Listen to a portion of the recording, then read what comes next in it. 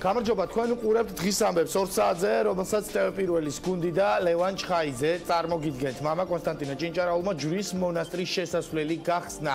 კარზე ბოქლომი ორდღიანი აჟიოტაჟის შემდეგ ჩამოხსნეს. მონასტრის წინამძღვარი შეშფოთებულია მიმდებარე ტერიტორიაზე გარევაჭრობით და პრობლემის მოგვარებას ითხოვს.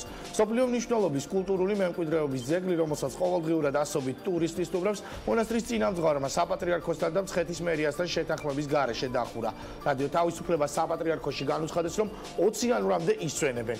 ამ თემაზე კი სპეციალური განცხადება გაავრცელა ჯვრის მონასტრის საძმომ, სადაც საძვრის დაკეტვის მიზეზებზე იყო საუბარი. სურვილებს ახლა შეუძლიათ თავისუფლად ესტუმრონ ჯვრის მონასტერს, როგორ და ვინ მოაგვარებს ადგილზე გარევაჭრობის საკითხს კი ცნობილი უახლოეს მომავალში გახდება. საქართველოს საპატრიარქო კი უკრაინის ავტოკეფალიის საკითხზე პოზიციას სინოდის მომავალ სხდომაზე დააფიქსირებს. მანამდე კი მღვდელმთავრები ტომოს კითხულობენ. სწორედ ეკლესიის პოზიციის დაფიქსირებას ელოდება საქართველოს ხელისუფლება და ტომოსის გადაცემიდან 10 დღის შემდეგაც არ ულოცავს უკრაინელ ხალხს ავტოკეფალიის მიღებას, რასაც ოპოზიცია სერიოზულ შეცდომად აფასებს. ამ თემასთან დაკავშირებით უკრაინის რადას დეპუტატი ვიქტორ ელინსკი გამოთქვამს იმედს, რომ უახლოეს მომავალში იქნება აღიარებული უკრაინის ეკლესიის ავტოკეფალია და ამას აუცილებლად გააკეთებს საქართველოს. ჩვენ ჯერ არ ვიცით საქართველოს მართლმადიდებელი ეკლესიის პოზიცია, მაგრამ ვიმედოვნებთ, რომ საქართველოს მართლმადიდებელი ეკლესია აღიარებს უკრაინის მართლმადიდებელი ეკლესიის ავტოკეფალიას, განაცხადა დეპუტატმა ვიქტორ ელინსკიმ. მან თქვა, რომ ეს არის საკმაოდ რთული პროცესი, თუმცა მათ გათვითცნობიერებული აქვს ამ პროცესის სიმძიმე და ის წნეხი, რომელსაც რუსეთი და ვლადიმერ პუტინი ახორციელებს ყველა იმ ეკლესიაზე და პოლიტიკურ ლიდერზე, რომელსაც სურს უკრაინის ავტოკეფალიის აღიარება. წმინდა სინოდის წევრებს შორის კი დაპირისპირება გრძელდება. ამჯერად სხალთის ეპისკოპოსი მეუფე სპირიდონი ჭყონდიდელ მიტროპოლიტ პეტრე წაავას პატრიარქის კრიტიკის გამო კიცხავს. მეუფე სპირიდონმა ქადაგების შემდეგ რასისტული და ჰომოფობიური განცხადებებიც გააკეთა ამბიონიდან. პატრიარქს ვინც ებრძვის, ყველა თავის თავს უშავებს. სამარცხვინო კაცო ის დაიმსხვრა მითიო, რომ პატრიარქი არის კეთილი მწყემსიო. გამოვიდა, რომ მწყემსი კეთილი შენახარ შეუბედურო. როგორ გითხრა, ახლა არაფერი არ იქნებოდი, საერთოდ ნოლი იქნებოდი. საერთოდ ვინც ის სად გაატარებდი დროს. პატრიარქმა კაცი გათხადა და შენ ებრძვი პატრიარქს. ვინახარ, რას წარმოადგენს საერთოდ. ქამი ხარ, რაც ქამმა გააკეთა, იმას აკეთებ შენ. შენ თუ არ ამოტრიალდები და არ შეინანებ, ზუსტად იგივე გახდები. ქამის შთამომავლობა გახდა ზანგები და ვინ შენ აყვება, ისინიც გაშავდებიან. შენ უნდა გიხადონ პანაშვიდი ცოცხლებისთვის, ყველა სასულიერო პირმა, ვისაც შენ უყვარხარ, იმიტომ რომ დაღუპული ხარ შენ. განაცხადა 15 იანვარს ქადაგების შემდეგ სხალთელმა მიტროპოლიტმა მეუფე სპირიდონმა. ვერაფერს დაუშვებ პატრიარქს, ყველა ვიცი პატრიარქს ყველა თავის თავს უშევს, იმიტომ რომ ვინც რას აკეთებს, თავის თავს უკეთებს. მოგესალმებით. სამართლია ისო მეორე დაიხვა შემიწიო პატრიარქი არის წლებს იკეთებიო. ჩამოვიდა წლებს იკეთე შენახა შეუბედურო. დაუბედურება. შენ როგორ გითხრა, არაფერი არ იქნებოდა საერთოდ. არაფერი ნორმი იქნებოდა ქვეყანაზე. იქნება ჩვეულებრივი ეკლესიას და ვინც სად იქნებოდა, რომ არა პატრიარქი. პატრიარქო კაცი გაგხადა და შენ პატრიარქი ვინაღარ წარმოადგენს საერთოდ. არაფერი, შენ ქამი ხარ, ჩვეულებრივად. რაც ქამმა გააკეთა, იმას აკეთებ შენ. და რაც ქამს ეცო, თუ შენ არ მოტრიალდები და არ შეინანებ, ზუსტად იგივე გახდები შენ. ზუსტად ქამის შთამომავლობა გახდა ზანგები. და შენ ვინ შენ აყვება? ისინი გაშავდებიან შვილისიერად, იმიტომ გაშავებული ხარ შენ. შენ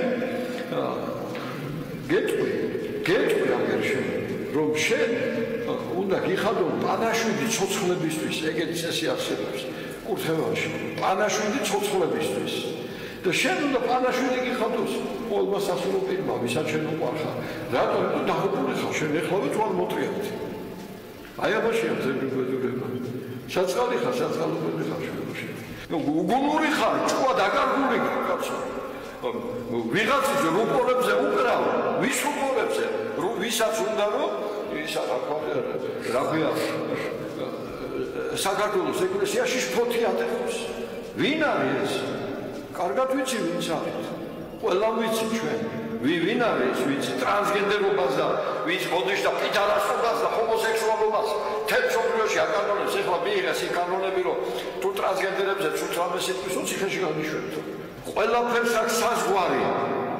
სილისამებას, გატაცირებას, უნამუსობას და პატრიარქის წინააღმდეგ ობს სახვარია პროპოზიცია შეიძლება ყველა საზღვარგარეთ გადახვიდე კაცო.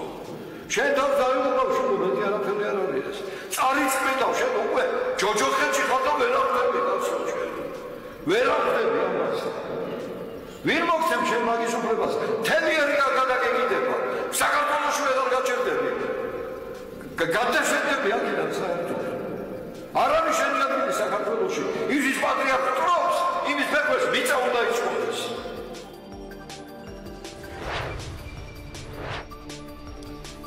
წირვის შემდეგ მეუქმე სპირიდონმა მადლობა გადაუხადა სტალინს უდიდესი მადლობა შევწიროთ სოსო ჯუღაშვილ სტალინს რომლის ძალისხმევითაც რუსეთის ეკლესიამ სცნო საქართველოს ავტოკეფალია 1953 წელს და აღადგინა ჩვენთან ურთიერთობები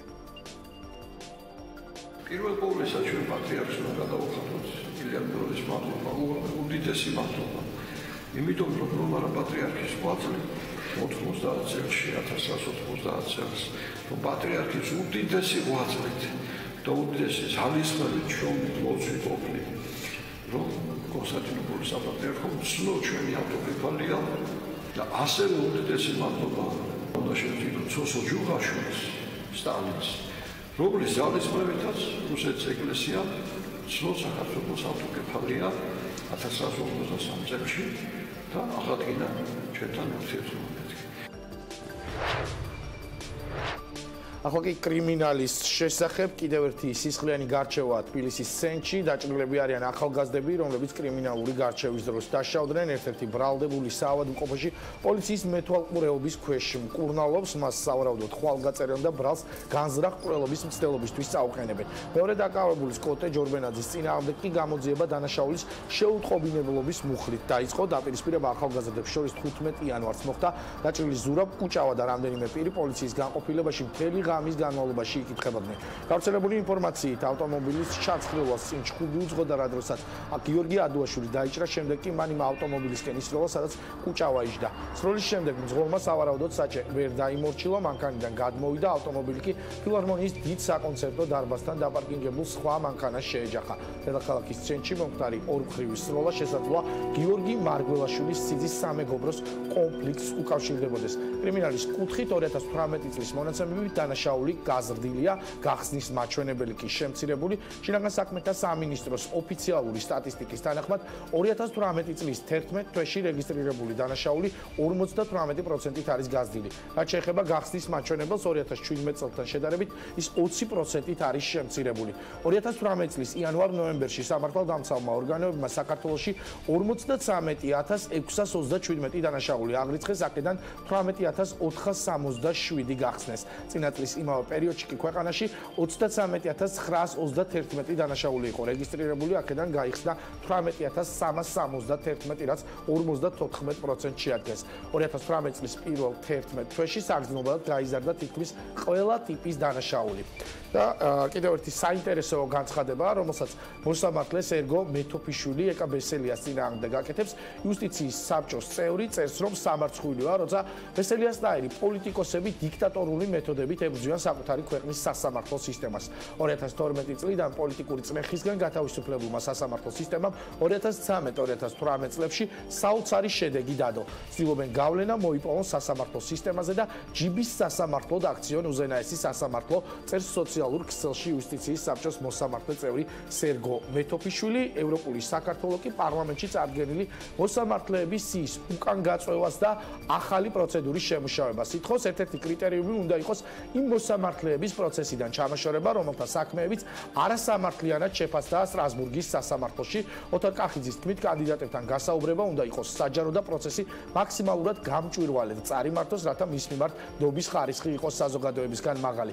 ევროპული საქართველოს წევრები საკუთარ ინიციატივას პარლამენტში დღეს დაარეგისტრირებენ და ჩვენი სტუმრები მომდევნო 50 წუთის განმავლობაში იქნებიან ევროპული საქართველოს ლიდერი დავით ბაქრაძე, ასევე საპარლამენტო უმრავლესობის ლიდერი არჩილ თალაკვაძე და გადაცემის მეორე ნაწილში შემოგვიერთდება ლევან ხაბეიშვილი. მე მივესალმები ჩვენს პირველ სტუმარს, პრეზიდენტობის კანდიდატს, ყოფილ კანდიდატს და ევროპული საქართველოს ლიდერს ბატონ დავით ბაქრაძეს. მადლობა რომ ხართ ჩვენთან ერთად და პასუხობთ ჩვენს კითხვებს. სანამ ვისაუბრებდეთ თქვენს ინიციატივაზე